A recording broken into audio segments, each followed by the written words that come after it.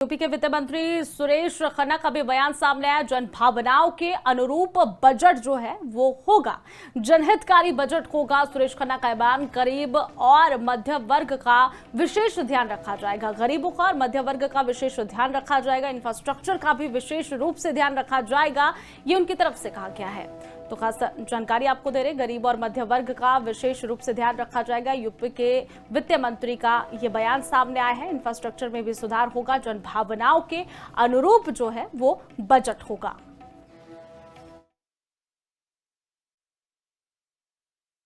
गरीबों और मध्यम वर्ग को विशेष रूप से ध्यान रखा जाएगा। इंफ्रास्ट्रक्चर का भी विशेष रूप से ध्यान रखा जाएगा। विपक्ष को चाहिए कि वो अपने विचारों पर मंथन करें, जनहित में जो काम हो रहे हैं उनको होने दें, उसमें सहयोग करें और विधानसभा में भी शोर मचाने के बजाय कुछ कंस्ट्रक्टिव बात करें तो अच्छा है। ऐसा है, ये वही लोग इस प्रकार की भाषा बोल सकते हैं कि जिनको पूरी जानकारी नहीं है। बजट तो जनहितकारी होगा, जनभावनाओं के अनुरूप होगा।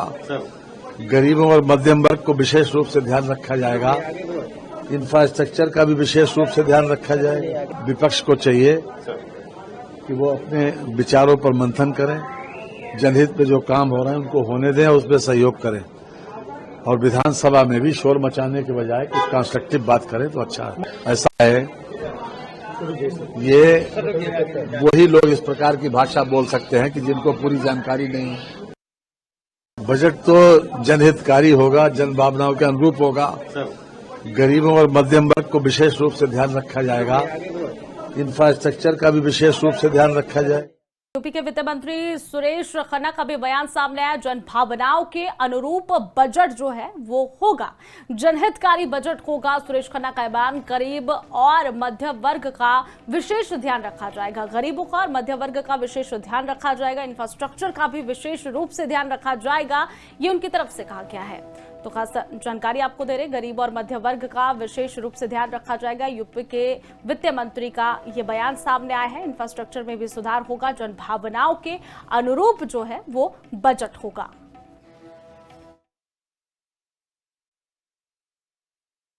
गरीबों और मध्यम वर्ग को विशेष रूप से ध्यान रखा जाएगा।